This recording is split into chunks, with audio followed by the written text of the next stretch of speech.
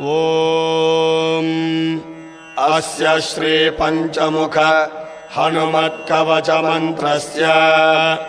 ब्रह्मा ऋषिः गायत्री छन्दः पंचमुख विराट हनुमान् देवता ह्रीं बीजं श्रीं शक्तिः क्रौं कीलकं क्रूं कवचम् क्रैं अस्त्राय पटे